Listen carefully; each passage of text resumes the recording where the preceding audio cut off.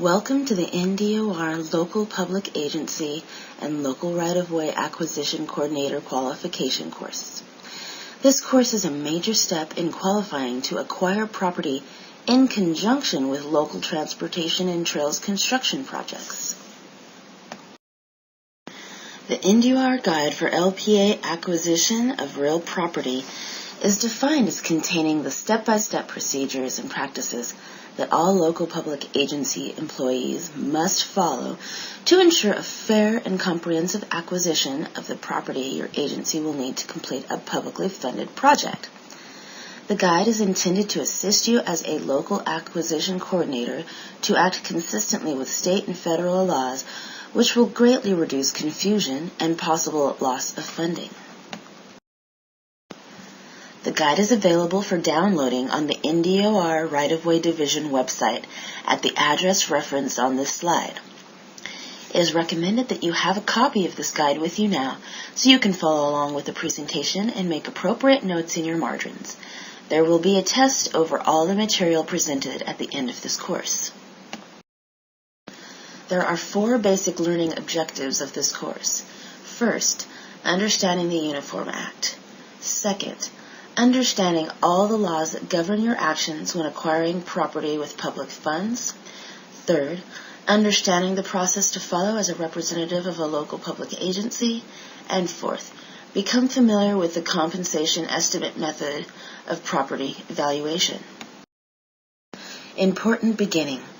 Key points to remember are that an LPA that wishes to utilize federal aid funding for a local transportation project must have a federally approved right-of-way procedures manual of record for the LPA. If you do not have a specific manual adopted, you should consider adopting and following the NDOR guide as your agency's manual. The guidelines set out in the NDOR R.O.W guide must be followed by the LPA when acquiring real property with public funds in the state of Nebraska, regardless of the type or source of the funding for that project. In other words, follow the procedures in the NDOR guide or your approved manual, whether federal funds are used or not. Just compensation, fair and open negotiations, and the other principles embodied in the Uniform Act and other laws are the law of the state of Nebraska and the United States of America. The law governing acquisition and relocation on federally assisted projects is Public Law 91-646.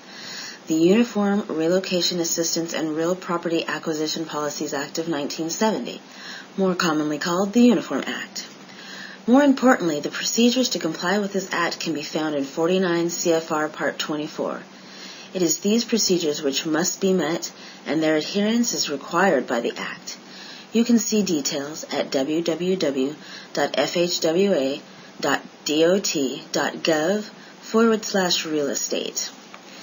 The Uniform Act applies whenever any federal dollars are used in any phase of the project, such as planning, environmental assessment, right-of-way, or construction.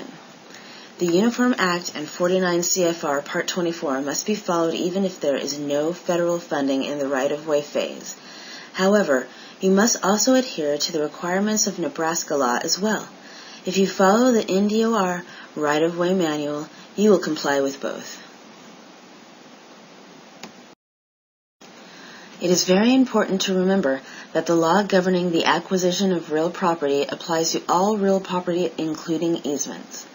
It even applies to temporary easements. The actual letter of the law is a 41-page document that can be found on many different websites. One site would be the FHWA Real Estate Division website. It is no joke and is law, and failure to comply can lead to many negative results for the LPA. The end result of your right-of-way activities is to present to NDOR a right-of-way certificate that certifies you've complied with the Uniform Act requirements and that your project is ready for construction. If the documentation you submit supports your right-of-way certificate, you will be given authorizations to proceed with the construction phase. The LPA shall take appropriate measures to carry out the provision of the Uniform Act in a manner that minimizes fraud, waste, and abuse.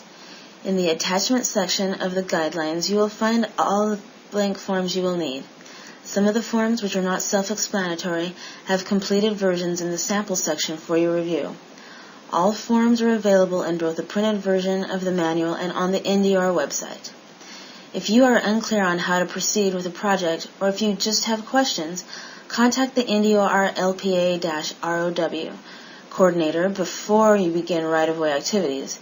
This coordinator is also available anytime throughout the project at 402-479-4490 or by writing to Nebraska Department of Roads, R.O.W Division, LPA Right-of-Way Coordinator, P.O. Box 94759, Lincoln, Nebraska 68509-9983. A local public agency employee for the purpose of qualifying to acquire property is any elected agency official or anyone else that works for wages at the agency. The purpose of this definition is to say that no contracted individual or firm qualifies as an employee for this purpose. Section 1. The process begins. The process begins with the right-of-way acquisition process checklist, Form PA-1. This should initiate your actions towards the project completion. One of the most significant challenges in acquiring right-of-way is that we are dependent on factors over which we may have little or no control. Delays may be encountered from property owners and their legal counsel, title companies, and the court system, just to mention a few. If it becomes necessary to revise the right-of-way plans on your project, this can also extend the negotiation period with your property owners. Should you or your staff have other duties in addition to your project right-of-way assignments, some time management becomes an even larger problem. We believe the only reasonable answer to these time management problems is that you provide yourself with enough lead time to succeed. The following is a schedule estimate of right-of-way activities for an average project such as a widening job containing 10 parcels or so. Some time frames for functions may overlap, and larger or more complex projects will require much more time. We have not provided estimates for relocation assistance, as the time necessary for these types of parcels can only be estimated on a case-by-case basis. Please remember, relocation assistance will require significant time, and your LPA right-of-way coordinator is available to help you estimate the time you will need. It is imperative that LPA not begin any right-of-way acquisition functions until FHWA authorizes the project if federal funds will be utilized in the right-of-way phase of the project. Failure to receive federal authorization will jeopardize federal funding for right-of-way activities. Layout and legal, 4 months. Right-of-way survey, title reports, preparation of right-of-way plans, plats, legal descriptions, preparation of the right-of-way estimate, preparation of acquisition contracts and related documents. The right-of-way plans and right-of-way estimate must be submitted to NDOR for review and approval before you can begin appraisals on each of the project's tracks. This phase will take additional time for late submittal to NDOR or for any subsequent revision to the right-of-way plans. Appraisal and appraisal review, 4 months. Time to prepare the appraisals and complete the appraisal reviews. Once these documents are completed, they must be submitted to NDOR for review and approval before negotiations with the property owners can begin. This phase will take additional time for late submittal to NDOR or for any subsequent revisions to the right-of-way plans. Negotiations, 7 months. Time for the negotiator to make contact with the landowner, work with the landowner, negotiate settlements, secure signatures on contracts, and either close the transactions or prepare the files for condemnation. Also time for compliance with the Uniform Procedure for Acquiring Private Property for Public Use Act, Nebraska Rev.Stat.Section 25-2501. Condemnation, 6 months. Preparation of file for attorney, review file, preparation of petition for appointment of appraisers, and other necessary documents serving notice to landowners, scheduling and holding hearings, board deliberation, payment of award to court. Total acquisition schedule, 21 months. There are numerous steps that need to be taken during the initial planning of a project. These include, but are not limited to, development of your need, soliciting public involvement, determining the need for an environmental assessment, and applying for federal aid in the form of NDOR Form DR 53 and DR 530. Once you are ready to proceed with acquisition, the steps to start the acquisition process are the completion of your property title research, the completion and NDOR approval of your right-of-way plans, and the right-of-way preliminary cost estimate. Title research. Ownership information is needed in all parts of your acquisition process for developing right-of-way plans, in the valuation of the property, and in the acquisition of the property. The most logical time to obtain this information is prior to or concurrent with the development of the right-of-way plans. A thorough examination of the county record shall be made for each tract by a registered abstractor or other qualified persons to determine ownership, including any liens or mortgages. Your agency may task an employee to do the research if they feel that this person is qualified and experienced. Your research should include all ownership transactions for the last 5 years.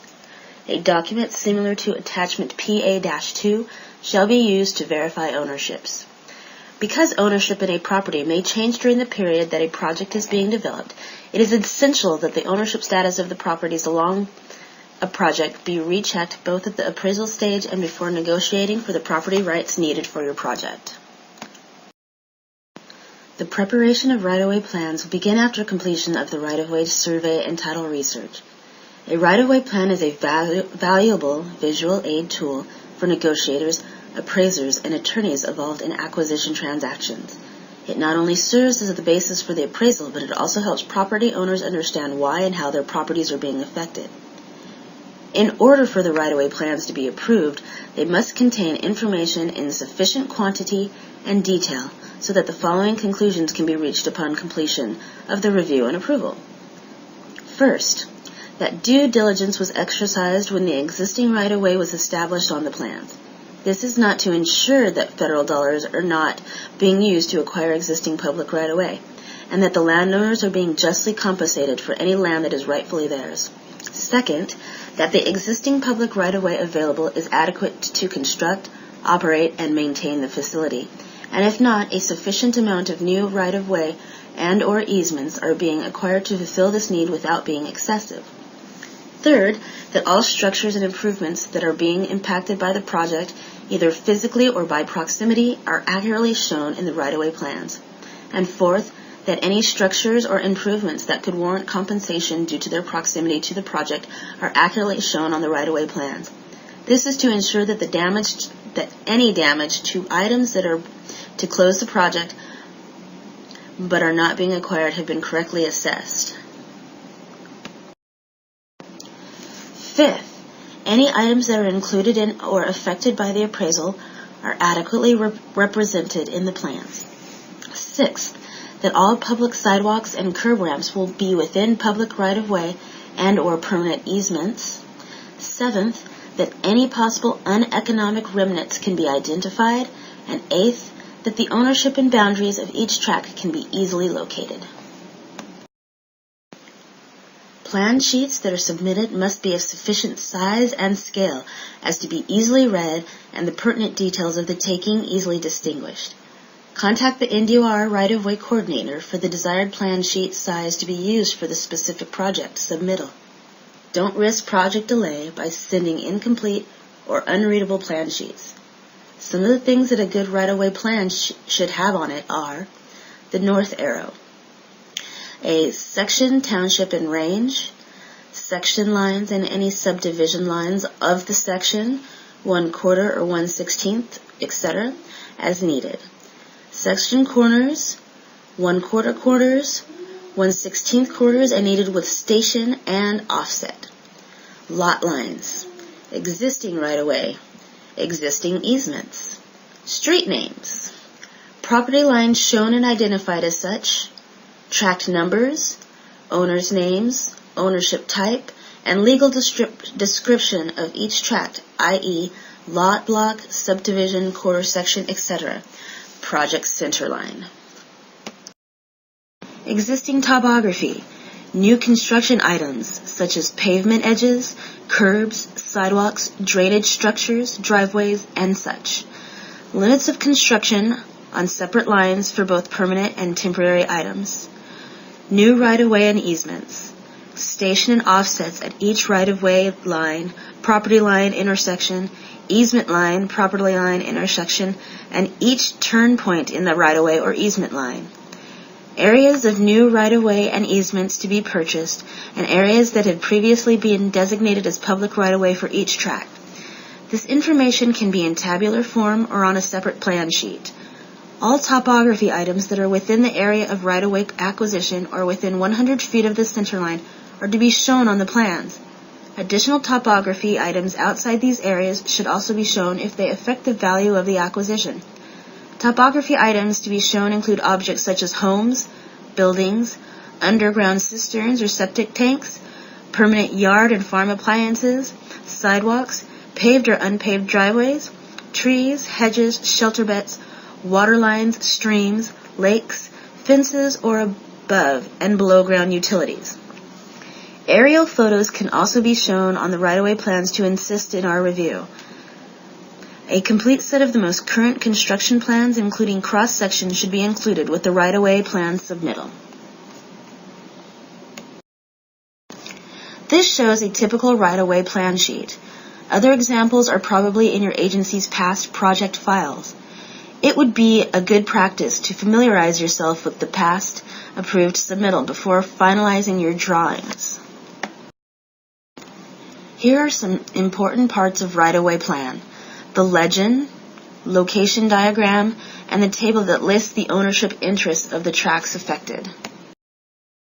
A right-of-way plan is a valuable visual aid tool for negotiators, appraisers, and attorneys involved in acquisition transactions. It not only serves as the basis for the appraisal, but also helps property owners understand why and how their properties are being affected. Preliminary determinations of property donations. If you wish to determine if any property tract will be donated on your project, a donation letter, attachment PA-3, may be sent to each affected property owner after the right-of-way plans have been completed. Caution should be taken not to be considered jumping the gun on proceeding before receiving NDOR approval to proceed. It would be recommended to consult with the NDOR right-of-way coordinator prior to sending out this survey of the property owners. You must prepare a right-of-way estimate for every project unless all of the property tracts will be donated without any compensation. This document should include an estimate of the value of the takings, any damage costs, incidental costs such as appraisal fees, negotiator fees, title fees, etc., relocation expenses, and possible condemnation costs and demolition fees. Attachment PA-4. Acquiring donated property. The LPA, being acutely aware of the property owner's right to just compensation and having explained that right to the owner, both verbally and by way of the acquisition brochure, can ask the owner to donate their property rights. If agreeable, this will eliminate the need for any type of property valuation. The owner may donate for no compensation, compensation for fencing only, or in exchange for certain beneficial construction features. If the property owner has indicated their desire to donate the needed property with no compensation for any other items, you may proceed to acquire the property by filling out the donation form, attachment AP-2, with the property owner. If payments are being made for fencing or other compensable items, a partial donation, a valuation document must be completed on the tract. If the donation is being made in exchange for special construction features, a valuation document must be prepared as well as a construction cost estimate to be sure that both parties understand the costs. Prior to agreeing to any construction features, it is necessary for the right-of-way agent to seek approval from the appropriate engineering design personnel to ensure that the desired feature is constructible and that it will not adversely affect the project or its scheduling. These are the forms needed for the completion of a donation without compensation: the brochure, the donation form itself, followed by a warranty deed, a permanent easement deed, and a temporary easement contract when necessary. The temporary easement contract is normally needed for the use of land to stage construction materials or contractor equipment, and so on. For a donation with fencing compensation or other construction will require more paperwork for audit tracking. Here is the list. A brochure, attachment AP-1. B, a donation form, attachment AP-2. C, fencing compensation estimate form, attachment PV-8. If fence is being paid for, there's a sample at attachment PV-8S. The fencing estimate must be completed by a qualified LPA employee as noted in the property valuation section. The agency's right-of-way manager or highest appointed or elected official will then review and approve the document, therefore establishing just compensation on the track. D, right-of-way contracts. For partial taking, in fee simple, or total acquisition, attachment AP-3 with a sample at attachment AP-3S. Describe in remark section any construction features agreed to with the owner as an incentive to donate the property. E, warranty deed, attachment AP-5 with a sample at attachment AP-5S. Permanent easement contract, attachment AP-6. Easement deed, attachment AP-7. Temporary easement contract, attachment AP-8. Mortgage release if the property being taken is a part of a piece of real property that is security for a mortgage or loan of any kind.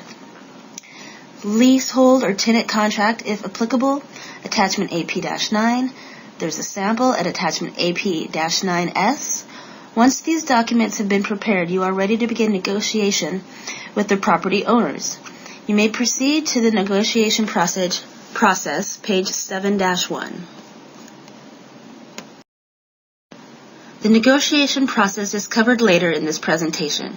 If you wish to review it, you can go to page 7-1 of the Guidelines Manual. There are many items to discuss when determining valuation. They are just compensation, the appraisal requirement, procedure to follow and report to file, selecting an appraiser, and ensuring that there are no conflicts of interest in your process. The U.S. Constitution and the State of Nebraska Constitution require that a property owner be paid just compensation whenever the government acquires private property for public use. The Uniform Act requires that an approved appraisal be used to develop an amount the agency believes to be just compensation. It is the LPA's responsibility to set just compensation on each property tract being acquired by completing a just compensation form after the appraisal and appraisal review has been completed. That form is attachment RPV-5. The amount offered to the property owner must be at least the amount of the approved appraisal. No person shall attempt to unduly influence or coerce an appraiser, review appraiser, or waiver valuation preparer regarding any valuation or other aspect of an appraisal review or waiver valuation. Persons functioning as negotiators may not surprise or formally evaluate the performance of any appraiser or review appraiser performing appraisal or appraisal review work, except that for a program or project receiving federal financial assistance, the federal funding agency may waive this requirement if it determines it would create a hardship for the LPA. Part of the appraisal process is to identify any tenants of the property, determine their type and length of lease, establish the amount of their leasehold interest, and identify and value any tenant-owned improvements. The tenant shall be offered this determination of just compensation. See Tenants' Rights, page 7-6. The appraisal, with its review and approval by the acquiring agency, is the cornerstone on which the entire effort is built to provide the property owner with just compensation. The Uniform Act requires the property be appraised and reviewed before an acquiring agency begins negotiations to acquire it, and the amounts of the approved appraisal must be on the basis of the offer of just compensation. All project appraisals and review appraisals must be submitted to NDOR for review and approval before your agency will receive authorization to begin negotiations.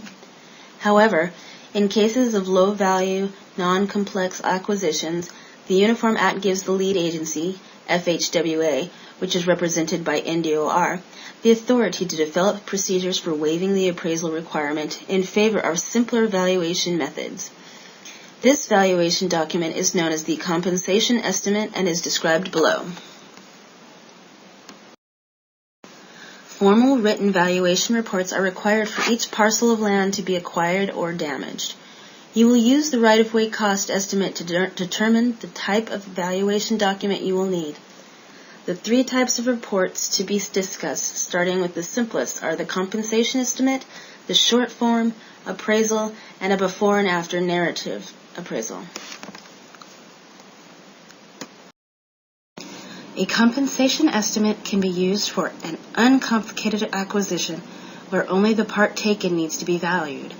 Total compensation must not exceed $10,000 per tract acquired, exclusive of fence relocation and or construction based on the current NDOR approved fencing schedule, found at www.nebraskatransportation.org/ROWAY/PDFS/fence.pdf.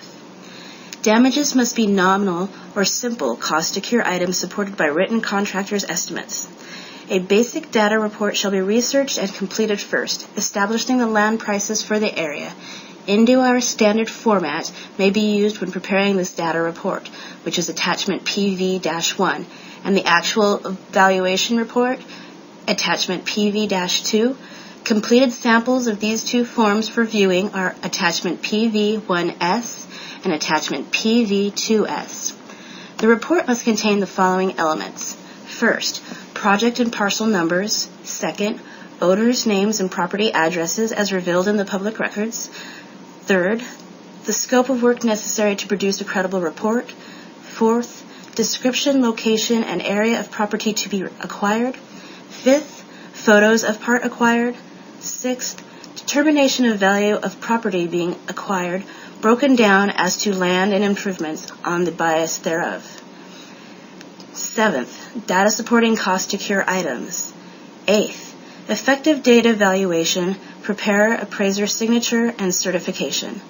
The waiver of appraisal provision eliminates the requirements to offer the owner or representative an opportunity to accompany the appraiser. However, if the need arises for the owner to be contacted, a log of meetings with the property owner and or his or her representative should be included with the report. If the appraiser is the first contact of the owner, the brochure, right-of-way acquisition, and your property should be given and noted in the log. Stop and think of some examples for the following terms. Ask yourself, will the value of adjacent properties be lessened from fair market price valuation because of proximity, close to the actual project, loss of access parking, changes in how steep entrances will become or the way the drainage will be routed, the route that entering that neighborhood property for traffic becomes less direct and costs more for the customer or user. Will businesses be lost to that neighboring property because of your project? Will the highest and best use of the property be altered? Will row crop land only be good for pasture, etc.? And loss of access to the property. There are set procedures for remedies to the actual damages that may occur. This is called calculating the cost to cure the damages your taking will cause adjacent landowners. You must mitigate the damages monetarily or in other ways, but that offering must never exceed the value of the property affected, and it must be supported by actual market value data. The basic data report, PV-1, is the focal point for gathering information on each tract in a compensation estimate. This report assists you to identify your taking by containing the following information. Project and parcel identifying numbers. Owners' names, addresses, contact information. The description of the taking, its location and general area information. Current photos of the taking and area. Land and improvement information and valuations. Cost to cure information. And the signature of the preparer with the date and certification of no conflict of interest. It may also contain the information of any offers made to the owner to accompany yourself or agent in property inspections. Sample of the PV-1 Basic Data Report as it appears in the Guideline Manual Appendix of Forms. Who can prepare the Basic Data Report? Appraisers who are currently on the NDOR Approved Appraiser list and approved for the scope of practice. Instructions for hiring an appraiser can be found under Appraiser Selection. Qualified employees of any LPA knowledgeable of land values in the area of the subject property and have adequate experience to enable them to determine the effects of the acquisition may complete compensation estimates on uncomplicated acquisitions when the preliminary estimate indicates a value of $2,500 or less, not including fencing. LPA employees will be deemed qualified after successful completion of FHWA course Real Estate Acquisition under the Uniform Act and Overview, and NDOR's Local Public Agency Right-of-Way Training course. Qualified LPA employees who have demonstrated competency in preparing compensation estimates in the past may complete compensation estimates when the preliminary estimate indicates a value of $10,000 or less, exclusive of fence relocation and or construction based on the current NDOR approved fencing schedule. NDOR right-of-way appraisal staff. LPAs may contract with NDOR for appraisal services on an actual cost basis when NDOR has available staff. NDOR's approved LPA compensation estimate list will be a continually updated document that will identify approved LPA personnel who are deemed qualified to complete compensation estimates for their agency. This list can be located online at www.DOR.state.ne.us/ROWAY/PDFS/LPA/COMP-EST-LIST.PDF. When do you use a short form appraisal?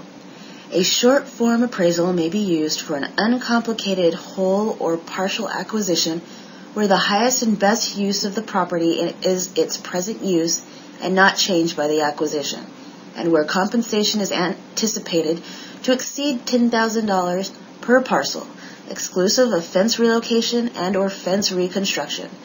Only one approach, usually the sales comparison method, is applicable, using current sales of similar properties. Damages must be nominal or of the cost to cure type. Who can prepare the short form? Only appraisers who are currently on the NDOR approved appraiser list and are approved for the scope of practice. If the cost of the right-of-way acquisition for the tract is estimated to exceed $25,000, select an appraiser under the All Appraisals column. Instructions for hiring an appraiser can be found under Appraiser Selection. If hiring an appraiser for this type of appraisal, be sure to specify your desire for a short form rather than a before and after appraisal. The cost difference can be substantial. NDOR right-of-way appraisal staff may prepare it as well. LPAs may contract with NDOR for appraisal services on an actual cost basis when NDOR has available staff. When do you use a before and after appraisal? A before and after appraisal is a detailed report used for all complex appraisal problems, whether the acquisition is of the whole property or only partial. The report should include an appropriate analysis of the highest and best use of the property. Special attention and support must be given when that use is in transition or if a change will occur as a result of the acquisition.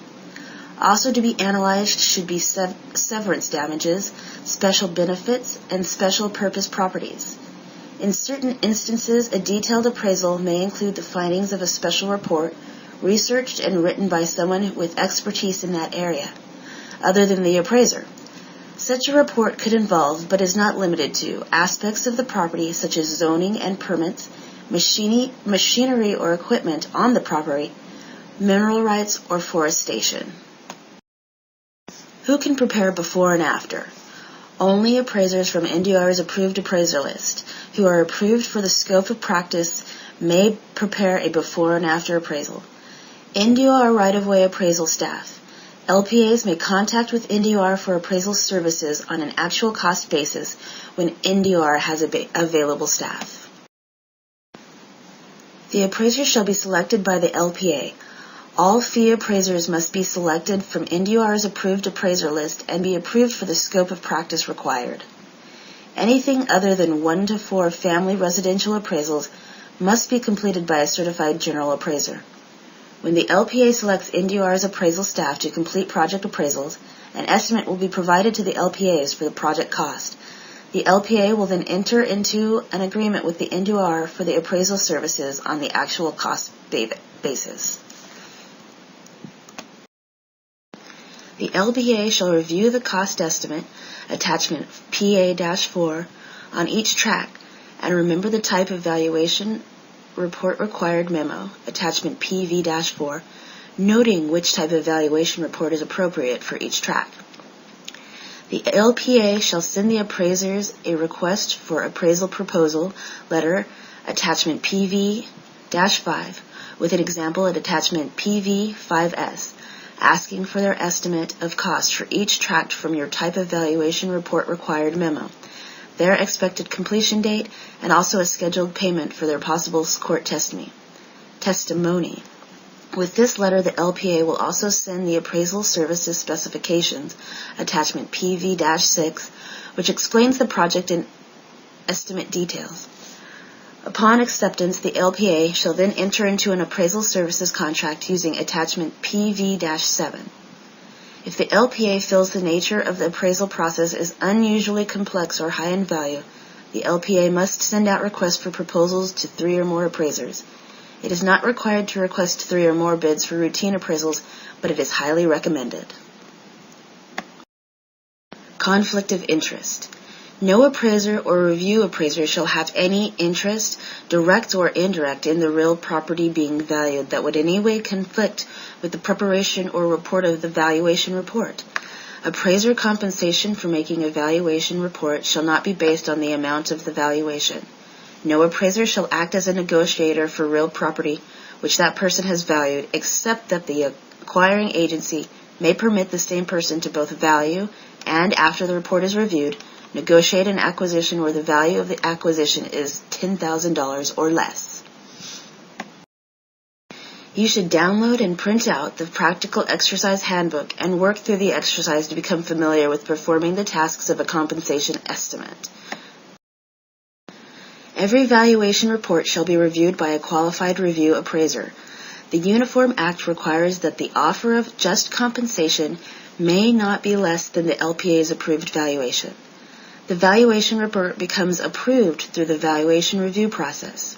However, the valuation does not become the LPA's approved offer of just compensation until after it has been signed by an appropriate agency official.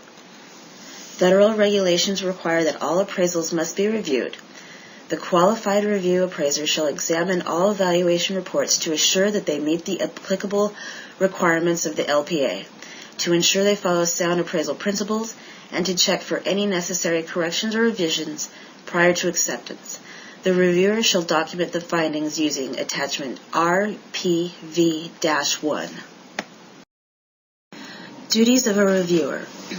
For compensation estimate, the reviewer must ensure consistency among valuations on a project-wide basis, see that all the local public agencies' specifications for the review have been followed, and ensure that the data used supports the conclusions accurately and is documented. For short-term and before and after appraisals, the reviewer not only has to perform the tasks listed for a compensation estimate, but also inspect the appraised property and the comparable sales data, see that all appraisal principles and techniques were followed in accordance with state and federal requirements, ensure that consideration is given to all compensable items, damages, and benefits, and that compensation is not included for items deemed non-compensable by state law, and verify or establish fair market value for the acquisition of real property and damages, if any, of the remaining property. Who can perform as a reviewer? Appraisers who are currently on the NDOR Approved Appraisal list and are approved to review valuation documents, Instructions for hiring a new appraiser can be found under the Appraisal Selection. LPAs that maintain a section or staff trained and assigned to provide the right-of-way function shall assign their best qualified appraiser to perform appraisal review duties as needed. This person will be empowered to review and establish just compensation on compensation estimates and short-form appraisals, less than $50,000. If the LPA does not have a right-of-way staff, all compensation estimates prepared by the LPA will be reviewed and approved by the NDOR right-of-way office. All short-form appraisals and all before and after appraisals shall be reviewed by a qualified consultant review appraiser. As with appraisers, a review must be chosen from the NDOR approved review appraiser list. The method for hiring a review appraiser is the same as for hiring an appraiser, except that you'll use the request for review proposal letter, attachment RPV-2, appraisal review specifications, attachment RPV-3, and the appraisal review services contract, attachment RPV-4. If the LPA has contracted with NDOR to complete the short form appraisals or the before and after appraisals, NDO's right-of-way appraisal staff will also complete the appraisal review of each document. If the valuation report is deficient, the reviewer should return the report to the appraiser for correction with the deficiencies noted. However, there are instances when the reviewer discovers minor errors, small math errors, misspellings, or typographical errors in a report. In those cases, the small changes can be made by the reviewer without returning the report to the appraiser. All such changes should be initialed and dated by the reviewer. It is good practice for the reviewer to send a copy of the changes to the appraiser in the event an update is needed later. If acceptable corrections or revisions to a report cannot be obtained from the appraiser, and the reviewer is unable to approve the report, and the LPA determines it is impractical to obtain an additional report, then the reviewer may develop appraisal documentation, either independently or by reference to acceptable relevant information developed by others, to support an approved or recommended value. Sometimes it is necessary to update a valuation report or appraisal. It may even be necessary and prudent to prepare a new appraisal. It is common that there has been a significant delay of 1 year or more between the date of the report and the conclusion of the transaction, and that delay would prompt a need for a new appraisal. Another reason would be if the information presented by the owner caused a substantial change in the scope of the report, or if there is a material change in the character or condition of the property. Examples of this may be death of a principal owner or storm damage. Anytime a valuation report or appraisal is updated, it must be reviewed again and approved by the designated official agency. If the information presented by the owner or a material change in the character or condition of the property indicates the need for new appraisal information, or if a significant delay has occurred since the time of the appraisals of the property, the LPA shall have the appraisals updated or obtain a new appraisal. If the latest appraisal information indicates that a change in the purchase offer is warranted, the LPA shall promptly reestablish just compensation and offer the amount to the owner in writing. One other thing for you to consider in the section on updating the appraisals, or when they need updating, the LPA coordinator should watch the project for new property sales, especially if you have already had the tracts appraised. If you haven't started making offers, if you see a couple houses or a business or two sell, you would be wise to check what they sold for. If your current appraisal says a house is worth $60,000 and then a similar house down the block sells for $80,000, then chances are you are going to have trouble with getting your offers accepted, and it might be a good time to contact your appraiser to discuss the new sales to see if your appraisal should be updated. Every property owner on the project will know the $80,000 sale and will make negotiations difficult for the LPA tries to come in and make an offer based on a comparable sale of $60,000. The completed valuation documents and just compensation forms for every track on your project must be submitted to NDOR for approval. NDOR will review the documents and upon approval will authorize your agency to begin negotiations with the property owners. The local public agency must determine just compensation on each track. The LPA shall empower an elected or appointed official, such as chairperson of the County Board of Supervisors or chairperson of the County Commissioners or city manager or mayor, to review the appraisals, appraisal reviews, and set the just compensation on each project track. Remember, just compensation cannot be for less than the reviewed appraisal amount. Each project right-of-way file must include a just compensation form, which is attachment RVP-5. The actual acquisition of the real property begins with the start of negotiations. To prepare for your negotiations with property owners, you will need to prepare all of the informational papers required to be given to the property owner and the documents needed to be signed by the owner. Here is a list of the documents you will need to present to the owners at your first negotiation meeting. You will give these documents to the owners at the first meeting to present your offer and the expenses the local public agency will incur when acquiring title to the property. This is the start of negotiations. You will prepare to present the following purchase documents. 1. Copy of the valuation documents for the owner. 2. Copy of the project report for owner when sales aren't included in the appraisal. 3rd, copy of the review for the owner. 4th, informational letter including the appropriate plan sheets applicable to the ownership, which are attachment AP-10 with a sample at attachment AP-10S. Number 5, right-of-way contracts for partial taking in fee simple, which is attachment AP-3 with a sample at attachment AP-3S, or total acquisition, attachment AP-4. 6th, a warranty deed, and attachment AP-5 with sample at attachment AP-5S, or quitclaim deed if owner chooses. 7th, permanent easement contract if applicable, attachment AP-6, and 8th, easement deed if applicable, attachment AP-7. Contract if applicable, attachment AP-9 with sample at attachment AP-9S. Tenants have rights too, and you have to make sure they are aware of the taking and its effect on their lease. 12. Administrative settlement form, if applicable, attachment AP-14 with a sample at attachment AP-14S. The administrative settlement situation will be explained later on in this course, but applies to the situations where you negotiate to an amount larger than the appraised valuation. 13. Acquisition brochure, attachment AP-1. You should review all of these documents that are available in the Appendix of Guidelines manual.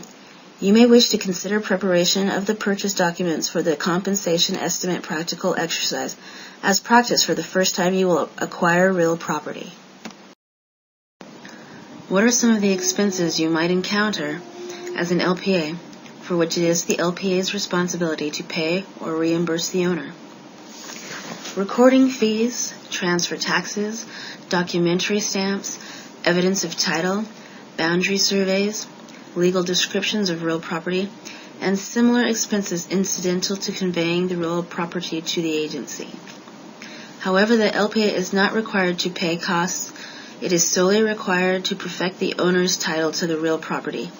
If there is doubt cast that the owner has full right to sell or transfer the taking, then the owner must clear the title to the property, not the LPA. Penalty costs and other charges for prepayment of any pre-existing recorded mortgage entered into good faith encumbering the real property. The pro rata portion of any prepaid. This sounds like crap. So who can negotiate? The manual states that any knowledgeable and disinterested employee of the LPA who has successfully completed the FHWA course, Real Estate Acquisition under the Uniform Act, an overview, and NDOR's local public agency right-of-way training course, or a fee negotiator that is on NDOR's approved acquisition consultant list, which can be found at www.nebraska.transportation.org. They can act as the negotiator. If an LPA employee is not going to be conducting the negotiations, the LPA shall solicit and select an acquisition consultant. However, the review, appraiser, or person that approves any evaluation report or established just compensation cannot act as the negotiator. The appraiser can act as a negotiator, but only if a compensation estimate was used and the compensation is less than $10,000, and they meet one of the criteria of who may negotiate. Can the board chair negotiate? Not if he or she signed the offer of just compensation. Can a responsible charge person negotiate if they did not make the offer of just compensation? Yes, they can. They have had to complete the training required to be a negotiator. The LPA will send a request for proposal to all approved acquisition consultants from the approved NDOR list. This assures an open, competitive process for selecting recipients for those contracted services. The request for proposal, see attachment AP-20, shall provide adequate information for the acquisition consultants to submit a realistic proposal. This information should include, but is not limited to, acquisition services specifications seen at attachment AP-21. Your anticipated start and finish dates, if they are known, number of tracks, and the time and date of the proposal opening. Proposals received shall be held until the prescribed time of opening. At that time, and in the presence of at least one witness, the proposal shall be opened and read aloud. Consideration will be given to each proposal, checking for accuracy and responsiveness. When satisfied that the proposals are acceptable, the LPA determines which acquisition consultant will be awarded the contract. This determination is made by evaluating which proposal is most advantageous to the LPA's program, with price and other factors being considered. After this decision, an agreement is prepared, see attachment AP-22, and presented to the acquisition consultant for acceptance. When the agreement bearing the acquisition consultant's signature is received, it is executed by the LPA. Every negotiator must create and maintain adequate records of negotiations or other contracts made with the owners for every parcel. After each, call the negotiator's log or call report, attachment AP-12, with a sample at attachment AP-12S, shall be legibly written in permanent form and completed within a reasonable time after each contact with the property owner or their representative. Reasonable time means that it should be done within 2 weeks of the contact. It is best to create the practice of updating the call report immediately after the contact. Information for each must include the date and place of contact, parties of interest contacted, officers made, dollar amounts, counteroffers, relevant questions from the owner, list of reasons settlement could not be reached, and any other pertinent data. The initial call report should also indicate that a right-of-way acquisition brochure was presented to the property owner. It is very important to remember that the log or report shall be signed and dated by the negotiator, and that, upon completion of negotiations, this and all records become part of the project parcel file forever. Why do you have to keep information in such strict detail?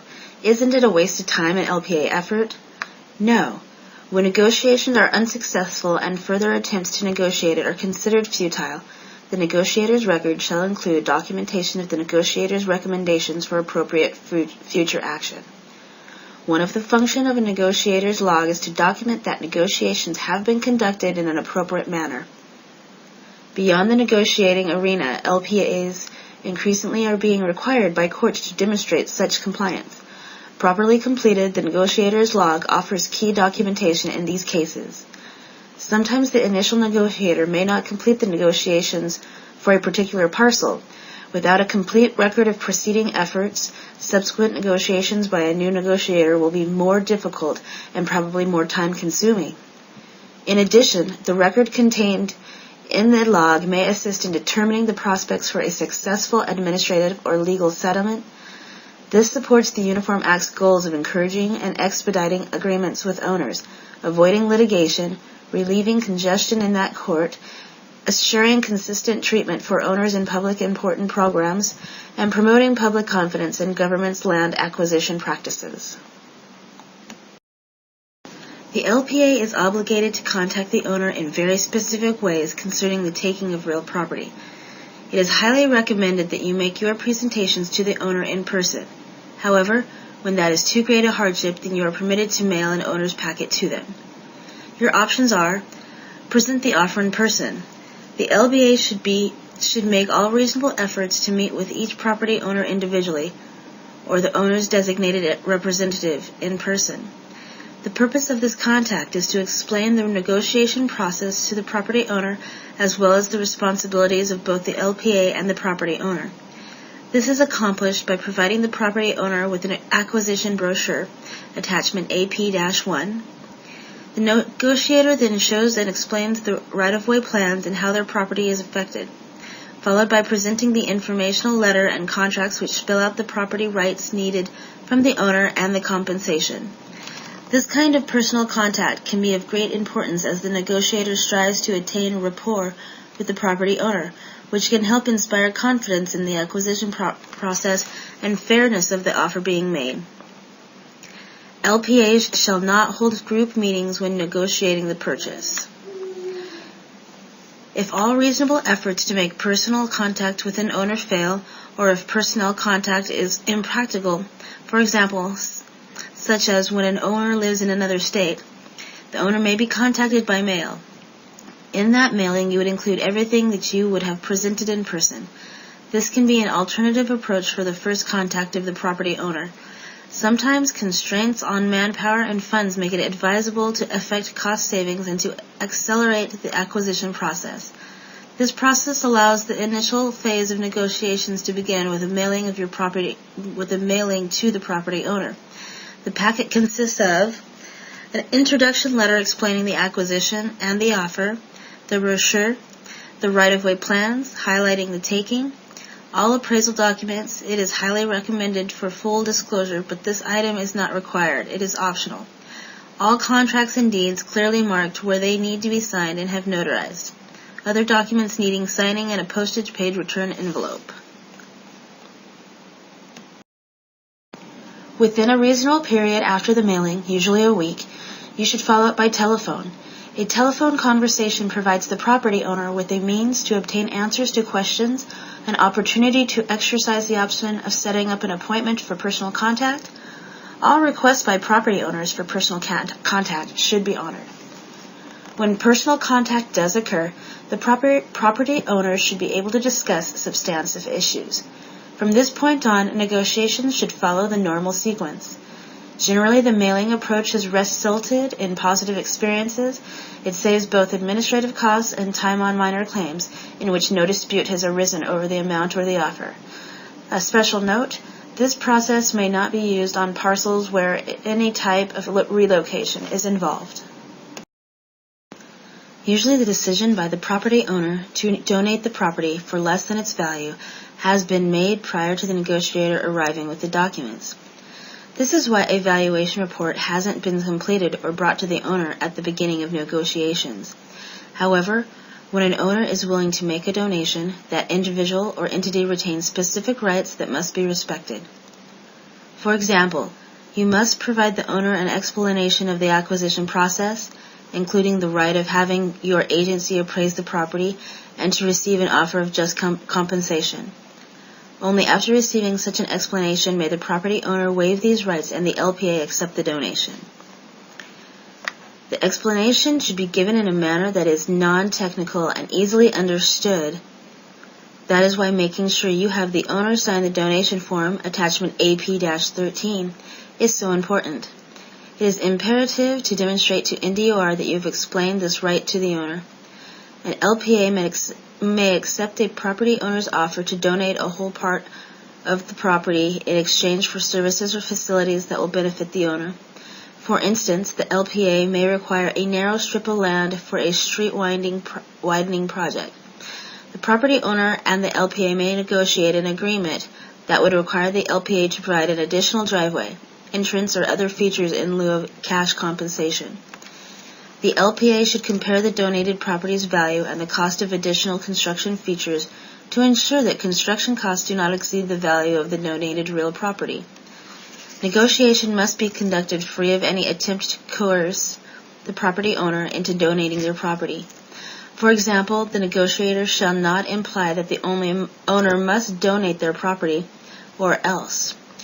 These detrimental factors could be things like the LPA withholding the building of certain construction features beneficial to the owner of the project itself. Other threats prohibited are those that imply that the LPA may do harmful things such as remove trees or other property features when it is not necessary. Similarly, the use of condemnation as a threat must be avoided. Publicly requesting individual property owners to donate is considered coercive. It is acceptable for the LPA to publicly announce that they would appreciate donations of right-of-way for the project provided the LPA also announced the owners have the right to have their property or easements appraised and receive just compensation. It is not acceptable for LPAs to publicly negotiate for individual tract donations. If satisfied, the owner then signs the donation form, the contracts, the deeds, if other than just a temporary easement, and any kind of voucher or other internal document that the LPA may need in order to process for payment. The owner's signatures must be notarized by a negotiator. If they are not a notary, then by some other notary. The notarization also applies to documents that were mailed.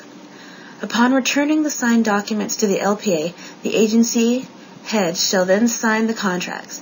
The deed shall then be recorded within a reasonable time period, but not until after the property owner has been paid.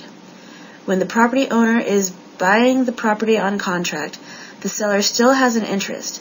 Therefore, a slightly different procedure of documents and signing is needed. The instructions for this situation are in Attachment AP-13. What are the elements of completing the transaction? Let's review. First, make sure you explain the offer. After the initial presentation of the brochure, the plans, and the offer letter, the negotiator needs to explain the offer of just compensation and how it was arrived at. The negotiator should be willing to show the valuation report to the owner as a minimum and should consider giving them their own copies of the valuation report, review, and project report. NDOR, as a rule, gives all three of these documents to all owners on all projects. Second, no coercive action. Negotiations may be conducted free of any attempt to coerce the property owner onto reaching the agreement. For example, the negotiator should be careful not to imply that the negotiation, and in particular the offer, is a take-it-or-leave-it proposition. Similarly, the use of condemnation as a threat must be avoided. Other examples of actions the acquiring agency must avoid include advancing the time of condemnation, deferring negotiations, or delaying the deposit of funds with the court to coerce an agreement with the property owner. Third, owner opportunity to consider. You must give the property owner a reasonable opportunity to consider the offer. For example, 30 days would be considered a reasonable amount of time. This not only provides the owner a chance to thoroughly review and evaluate the offer, including the opportunity to obtain professional advice or assistance, it eliminates any appearance of coercion. It also provides a chance for the owner to present material they believe is relevant to determining the property's value, and to suggest modifications to the proposed terms and conditions of the purchase. You must consider the owner's presentation.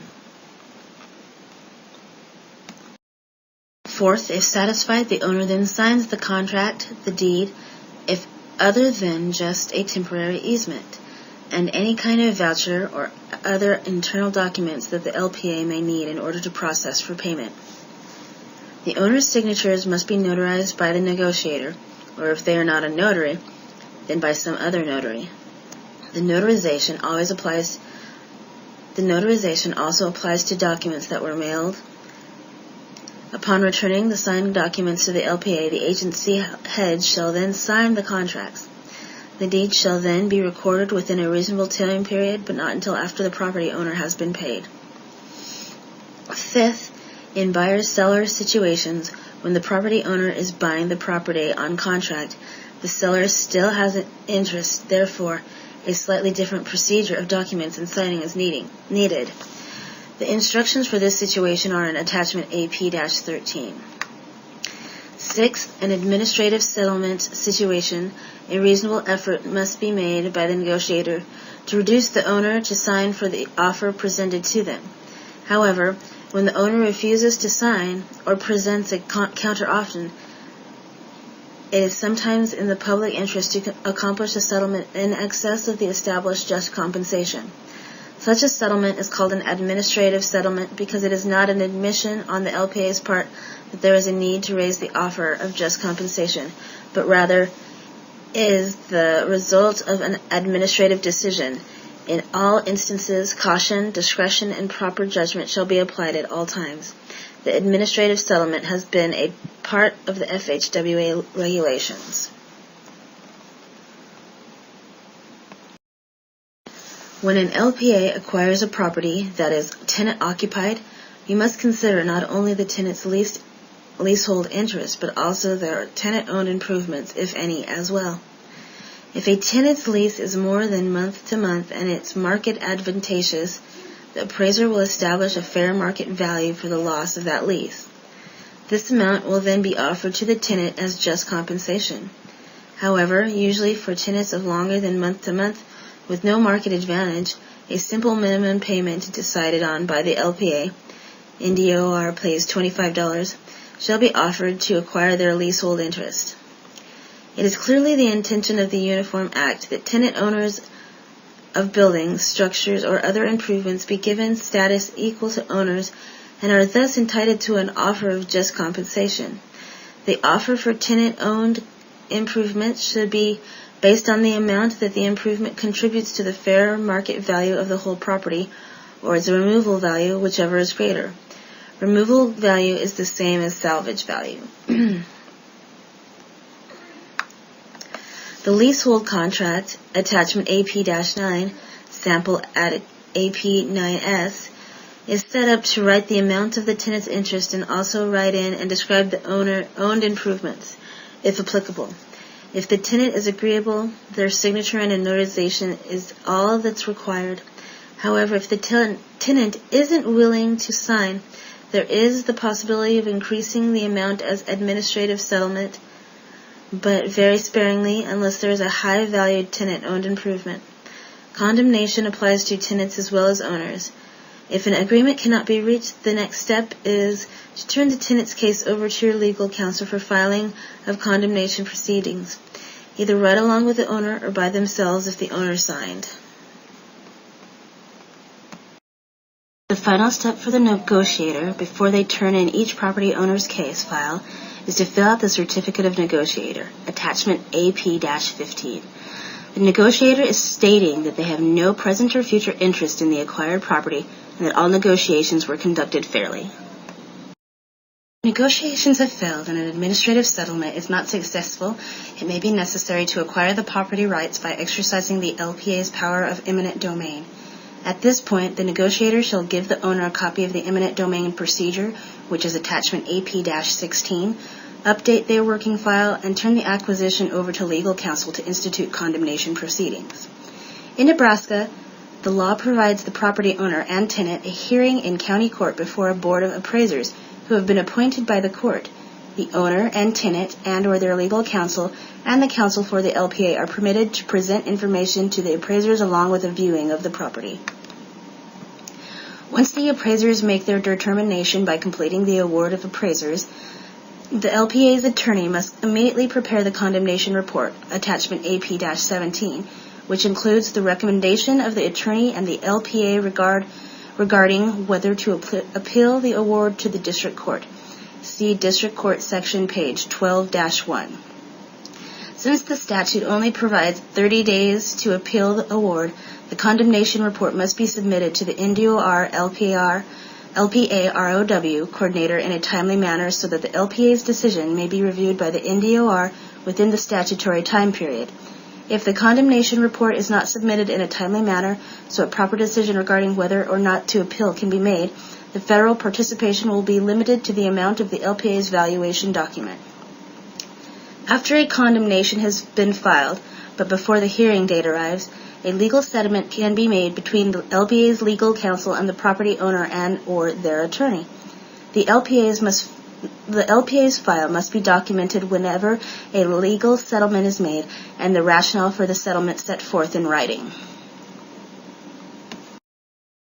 The LPA must prepare a right-of-way certificate prior to advertising for construction bids for the project, Attachment AP-18, with a sample at Attachment AP-18S. This certification states that the properties needed for construction of the project have been obtained. They are clear of any utilities and structures which must be moved, plus persons or businesses displaced by the project have been relocated.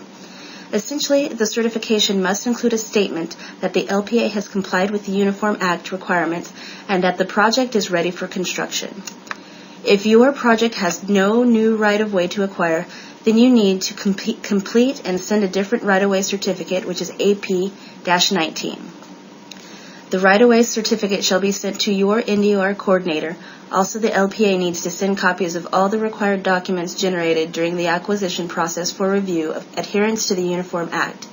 A checklist of the documents needed to be sent can be found at Attachment PA-5. Following NDOR acceptance of your certificate, you will receive authorization from NDOR to advertise for bids on your construction project. Any encroachments on the right-of-way must be removed prior to creating the right-of-way certificate in accordance with the NDOR Encroachment Policy Guide, available at the link shown on the slide. There has been confusion as to the exact definition of an encroachment. We use the definition as stated in the NDOR policy on encroachments. An encroachment is any use or occupancy of the area above, below, or on the surface of the right-of-way that has not been permitted in writing by the LPA. It pertains to any object or structure, including but not limited to real property, fixtures, or other personal property. A building identification sign that sticks over the existing or new right-of-way is an encroachment if not permitted in writing. The landowner's electrical hook up to a pump that has been buried across a road without a written permit is an encroachment.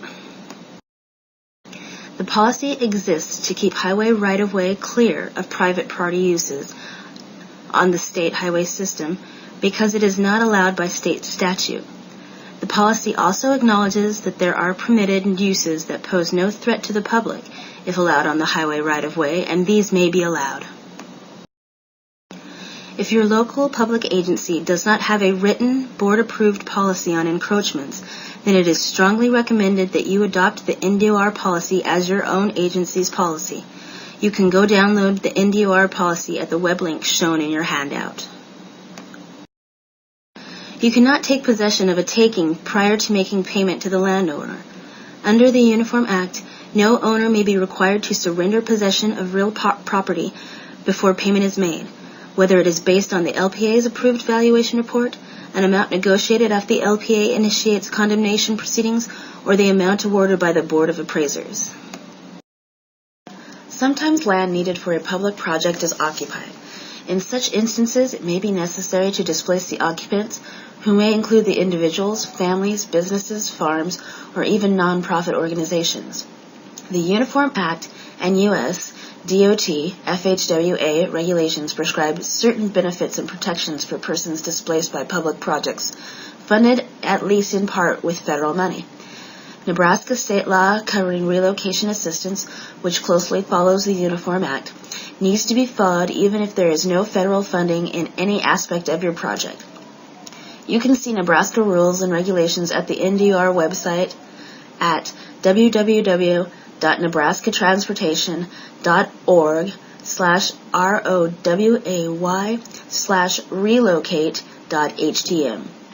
Among the other benefits, the Uniform Act provides relocation payments that include moving expenses and certain supplements for increased costs at a replacement location.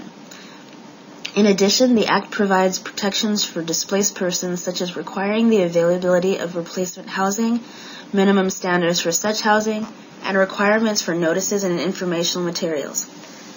Also, the Act entitles displaced persons to certain advisory services to help them move successfully. Any person that qualifies as a displaced person must be fully informed of his or her rights and entitlements to relocation assistance and payments provided by the Uniform Act. Also, any person should know about their right to appeal. See Appealable Actions, Section 9-1. The LPA must do relocation planning in advance of the acquisition. An LPA's main responsibility in dealing with relocation assistance early on in your project development is to identify possible entities who will be required to move and will qualify for assistance. Then, be aware of the time it may take to accomplish those relocations and build that time into your schedule. You are then ready to hire a relocation consultant and start coordinating your acquisition activities. If there is any type of relocation involved in the LPA taking, then a relocation specialist must be hired to perform those services. First, you must decide a method you will use to select a relocation specialist. Relocation assistance is complicated with a myriad of rules and regulations. Only a qualified and experienced relocation expert is able to handle these situations. Therefore, the LPA shall contract with a relocation assistance consultant from the approved NDOR list. The LPA may wish to hire a lump sum bid format. However, because of the many different types of displacement and the various benefit options available to those being displaced, many relocation consultants may be reluctant to respond to a request for proposal that is in a lump sum format.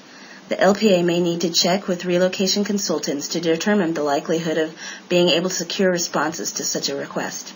This format is best used when the displacements on the project are small in number and uncomplicated. For projects with a large number of displacements, the LPA should consider using the hourly format. With this format, the relocation consultants are required to bid the project on the number of employees, hours for each employee, and hourly cost for each employee, with a total cost for the project based upon those factors. If it is necessary because of unusual and complex situations that arise unexpectedly, the contract may be easily revised and adjusted to respond to the circumstances. Second, the LPA will send requests soliciting and selecting proposals. A request for proposal will be sent to all approved relocation consultants from the approved NDOR list. This ensures that an open, competitive process for selecting recipients for these contracted services. The request for proposal attachment R1 hourly or attachment R2 lump sum shall provide adequate information for the relocation consultants to submit a realistic proposal. This information should include, but not be limited to, relocation assistance services specifications, the attachments at R3 hourly or attachment R4 lump sum, your anticipated start and finish dates if known, number and type of displacements, and the time and date of the proposal opening. Proposals received shall be held until the prescribed time of opening. At that time, and in the presence of at least one witness, the proposal shall be opened and read aloud. Consideration will be given each proposal, checking for accuracy and responsiveness. When satisfied that the proposals are acceptable, the LPA determines which relocation consultant will be awarded the contract. This determination is made by evaluating which proposal is most advantageous to the LPA's program, with price and other factors being considered. After this decision, an agreement is prepared. Look at attachment R5 hourly or attachment R6 lump sum and present it to the relocation consultant for acceptance. When the agreement bearing the relocation consultant's signature is received, it is executed by the LPA. All relocation benefit studies completed by the relocation assistance consultant shall also be reviewed and approved by the NDOR before the amounts are offered to those being displaced. Likewise, all relocation assistant claims submitted by the displacee shall be reviewed and approved by NDOR before the amounts are paid. This way, NDOR can certify to the Federal Highway Administration that the relocation assistance activities and payments are in accordance with the Uniform Act requirements. Any aggrieved person may file a written appeal with the LPA in any case in which the person believes the LPA has failed to properly consider the person's application for assistance under the Uniform Act. Such assistance may include, but is not limited to, the person's eligibility for or the amount of a moving expense payment or a relocation payment. The LPA shall consider a written appeal regardless of form. An email received may be considered a written appeal. The agency shall promptly review appeals in accordance with the requirements of applicable law and this part. State law requires that the LPA reimburse the owner for certain reasonable expenses incurred in litigation, including reasonable attorney, appraisal, and engineering fees, which the owner actually incurred because of a condemnation proceeding.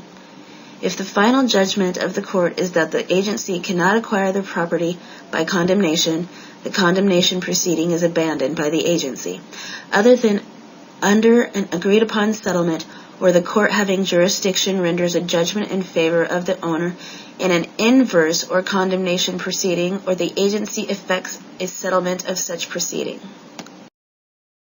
Can the LPA assess against the property to pay the costs for acquiring the property? When federal funds participate in a project, an LPA may not levy a special assessment solely against those property owners from whom acquisitions are made for the public improvement, for the primary purpose of recovering the compensation paid for the real property. This recapture of compensation would constitute a form of forced donation, which is coercive and thus not permitted under the Uniform Act. However, an LPA may levy an assessment to recapture funds expended for a public improvement, provided all the assessment is levied against all properties in the taxation area or in the district being improved, and provided it is consistent with applicable local ordinances. Occasionally, it may be necessary for an LPA to acquire land that is designated as set aside for educational purposes and has to do so by condemnation. Any public body that has or hereafter shall be granted by the legislature the authority to acquire educational lands for public use shall be required to condemn the interest of the state and trust as trustee for the public school. The NDOR LPA office will provide the LPA with the above completed documents. The LPA must then determine if there is a tenant on the property, and if so, acquire an appraisal and appraisal review. In most cases, the only tenant interest will be in fencing.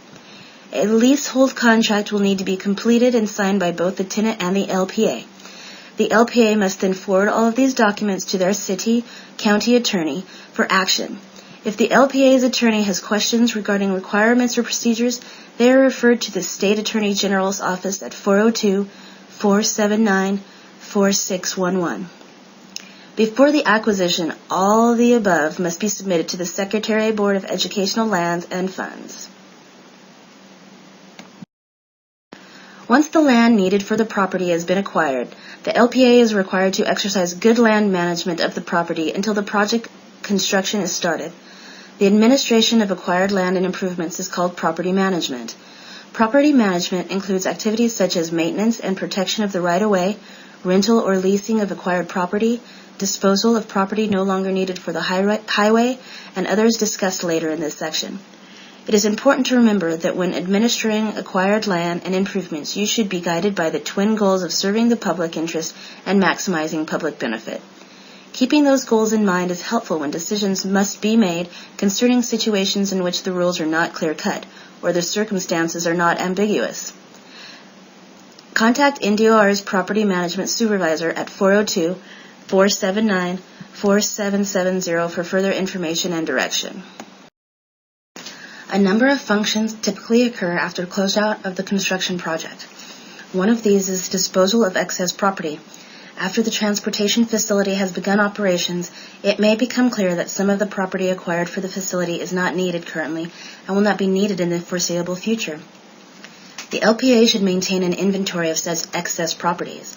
Excess property may be disposed of, but on federal aid-funded projects, FHWA regulation puts some limitations on the disposal.